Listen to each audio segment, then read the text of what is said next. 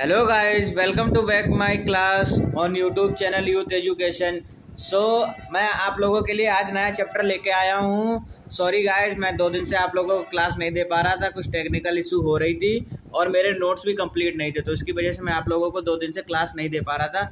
तो आज मैं आप लोगों के लिए उसके आगे का चैप्टर ले आया हूँ। लास्ट वीडियो में हम लोगों ने चैप्टर नंबर 17 को कंप्लीट कर लिया था, ठीक है। उसके जो भी क्वेश्चन थे एनसीईआरटी के वो हम लोगों ने सॉल्व कर लिए थे।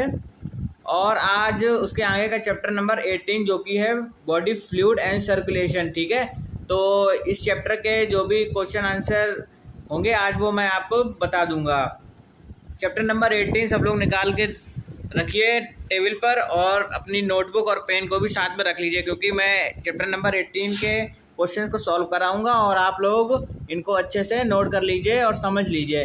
ओके, चलते हैं हम लोग सबसे क्वेश्चन नंबर 1 की ओर। चैप्टर नंबर 18 का जो कि एनसीईआरटी में लिखा हुआ है, name the component of the formed element in the blood and mention are major functions of each of them. So answer मैंने यहाँ पर दिया, आप लोगों को देख लीजिए। अर्थोसाइट्स, जिसको हम लोग बोला करते हैं आरबीसी, यानी कि रेड ब्लड सेल्स को ही हम लोग अर्थोसाइट्स बोलते हैं। They are the most evident cells and contain the red pigment called hemoglobin. They carry oxygen to all part of ribs etc.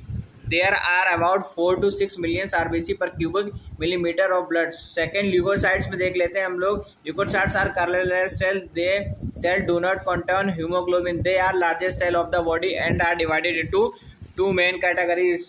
So हम लोग ये नंबर का इसका देख लेते हैं। Granuleukocytes. These leukocytes have granules in their cytoplasm in nuclear neutrophils, eosinophils and basophils. Neutrophils and phagocyte cells that protect the body against various infecting agents. Eosinophils are associated with the allergy reactions, while basophils are involved in the inflammatory responses. B वाला देख लेते हैं एर्गोनोलोसाइट्स में। lymphocytes and monocytes are organocytes. Lymphocytes generate immune response against infect agents, while monocytes are phagogenetic in nature. Third number पर आता है हम लोगों को प्लेटलेट्स। प्लेटलेट्स के बारे में भी पढ़ लेते हैं। Platelets are the small irregular bodies present in blood. They contain essential chemical that helps in clotting. The main function of platelets is promoting clotting. So हम लोगों ने क्वेश्चन नंबर 1 को सॉल्व कर लिया। हम लोग चलते हैं नेक्स्ट क्वेश्चन की। नेक्स्ट क्वेश्चन एनसीईआरटी में लिखा हुआ है, what is the important of plasma protein. Okay, हम लोग सेकंड नंबर का क्वेश्चन है उसको सॉल्व करते हैं। Plasma is the colourless fluid of body which helps in the transport fluid CO2 waste product and salt. It constitutes about 55% of blood. About 6.8 the plasma is constituted by proteins such as fibrinogen, globulins and albumins. Fibrinogen is the plasma glycoprotein synthesis by the liver. It plays a role in the clotting of blood. Globulin is the major protein of plasma. It protects the body against infecting agents. So हम लोगों ने answer number 2 भी देख लिया है, उसको समझ भी लिया है। हम लोग चलते हैं क्वेश्चन नंबर 3 की ओर। क्वेश्चन नंबर 3 यहाँ पर मैचिंग पूछी गई हुई है। ये नॉर्मली आप लोगों को आता होगा, आप लोगों ने इस चैप्टर को थोड़ा भी पढ़ा होगा, फिर भी मैं यहाँ पर आप लोगों को इस मैचिंग को करा के दिखा देता हूँ। देख लीजिए, यहाँ पर मैंने आप लोगों को मैचिंग सामने सामने लिख कर दे दी है, आप लोग इसको देख सकते हैं। नेक्स्ट क्वेश्चन हम लोगों का है यहाँ पर question number 4, why do we consider blood as a connective tissue. So यहाँ पर देखिए, इसका भी आंसर दे दिया है मैंने। Connective tissue have a cell scattered through an extra cellular matrix. They connect different body systems. Blood is considered as a type of connective tissue because of 2 reasons. First reason, like the other connective tissue, blood is mesodermal in origin. Second number पर देख लीजिए, it connect the body system, transport oxygen and nutrition to all part of body and removes the waste product. Blood has an extracellular matrix called plasma with red blood cell, white blood cell and platelets floating in it. Next question आ जाता है हम लोगों का NCERT का। आप लोग देख सकते हैं एनसीईआरटी में what is the difference between lymph and blood. So यहाँ पर हमने डिफरेंसेस दे दिए हैं, आप लोग देख सकते हैं और मैं आप लोगों को यहाँ पर डिस्क्राइब भी किए दे रहा हूँ। लिम्फ में देख लेते हैं सबसे पहले, it is colourless fluid that do not contain RBC. Second point देख लेते हैं हम लोग, it contains plasma and lesser number of WBC and platelets. Number पर देख लेते हैं, it helps in the body defence and is a part of immune system. 4 number पे it is plasma lack protein. 5th number पे it transport nutrients from the tissue cell to the body blood through lymphatic vessels. 6 number पर the flow of lymph is slow. अब blood की बात कर लेते हैं. It is a color fluid that contain RBC. Second point, it contain plasma, RBC, WBC and platelets. 3rd number पर it is associated with the circulation of oxygen and carbon dioxide. 4 number पर देख लेते हैं. It plasma has protein, calcium and phosphorus. 5th number पर देख लेते हैं transport nutrients and oxygen from one organ to another. 6 number पर देख लेते हैं the flow of blood in the blood vessels is the fast. So हम लोगों ने क्वेश्चन नंबर 5 भी कंप्लीट कर लिया है, इसका आंसर देख लिया है. नेक्स्ट क्वेश्चन एनसीईआरटी में लिखा हम लोगों का क्वेश्चन नंबर 6. क्वेश्चन नंबर 6 देख लेते हैं. What is meant by double circulation, what is its significance. So भाई लोग आप लोग डबल सर्कुलेशन के बारे में अच्छे से पढ़िए, इससे काफ़ी ही ज़्यादा क्वेश्चंस पूछे जाते हैं. सो यहाँ पर मैंने इसका आंसर दे दिया, आप लोग देख सकते हैं. Double circulation is a process during which blood passes twice through a heart during one complete cycle. This type of circulation is found in amphibians, reptiles, bird, mammals. However, it is more prominent in bird and mammals, as in them the heart is completely divided into 4 chambers: right atrium, the right ventricle, the left atrium and left ventricle. So the movement of blood of an organism is divided into 2 parts: systematic circulation and pulmonary circulation. Systematic circulation involves the movement of oxygenated blood from the left ventricle to heart to aorta.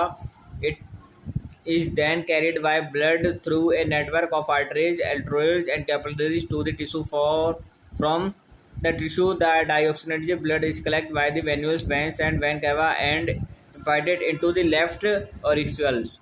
Pulmonary circulation involves the movement of deoxygenated blood from the right ventricle to the pulmonary artery vein. Then carries blood to the lungs of oxygenation. From the lungs, the oxygenated blood is carried by the pulmonary veins into the left atrium. Hence, that double circulation blood has passed alternately through the lungs and the tissue. So हम लोगों ने यहाँ पर ये भी देख लीजिए है, और इसके बाद हम लोग सिग्निफिकेंस ऑफ डबल सर्कुलेशन के बारे में भी 2 लाइन मैंने लिखी है, आप लोग देख सकते हैं. डिस्पर्सेशन of oxygenated and deoxygenated blood allows a more efficient supply of oxygen to the body cells. Body is circulated to the body tissue through the systematic circulation and to the lungs through pulmonary circulation. Question number 6 भी हम लोगों ने complete कर लिया. Question number 7 देख लेते हैं हम लोग.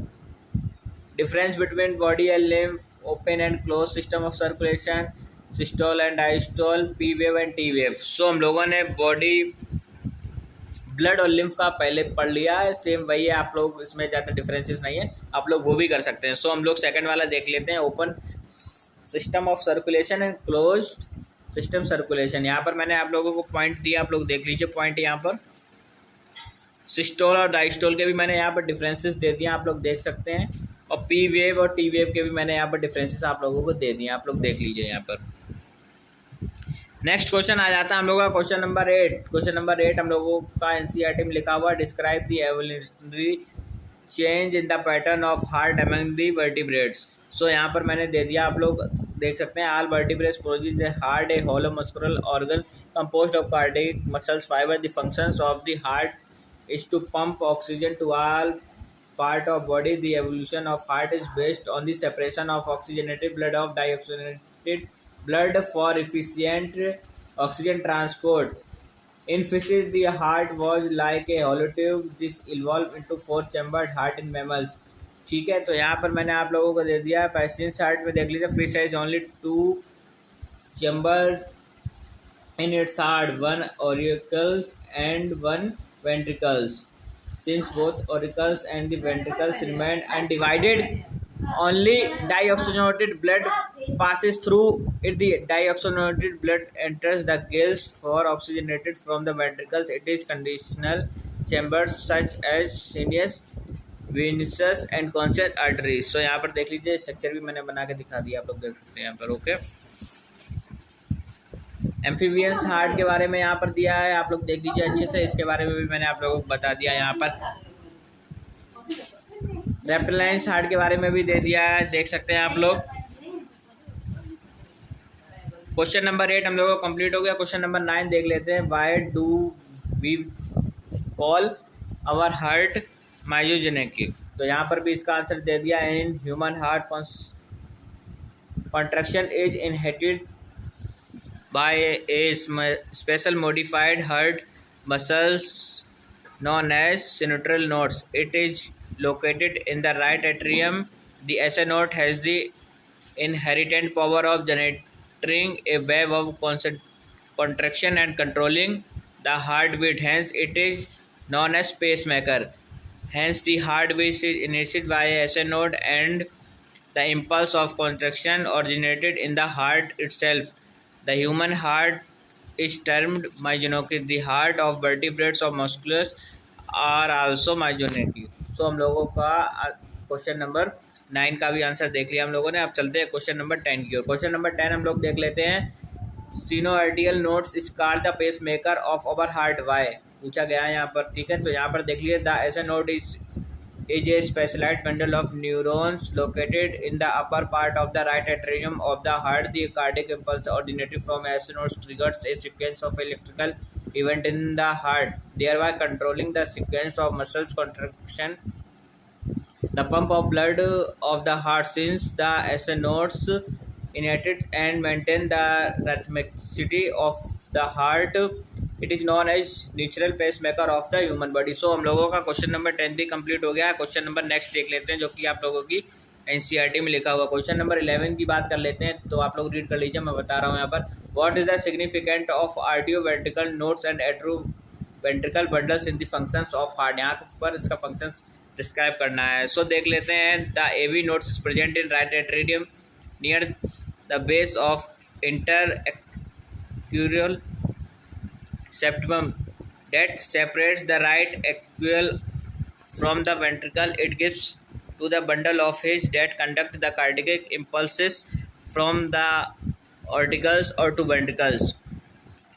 As the bundles of his passes the ventricles along the interventricular circular septum, it is divided into two branches, the right ventricle and the left ventricle. So यहाँ पर देख लीजिए क्वेश्चन नंबर 11 का भी आप लोगों का बता रहा हूँ मैं, आप लोग अच्छे से इसको समझ लीजिए। नेक्स्ट देख लेते हैं। The end branches of this conductive system then forms a network of कोर्जेनिक fibres that penetrate into the myocardium the auricular contraction initiated by a wave of accretion from the SA node stimulate the arterioventricular node, thereby leading to the contraction of a ventricle through the bundle of his hand Purkinje fibers. These the arterioventricular node atrioventricular bundles play a role in the contraction of ventricles. So हम लोगों का 11 answer complete हो चुका है।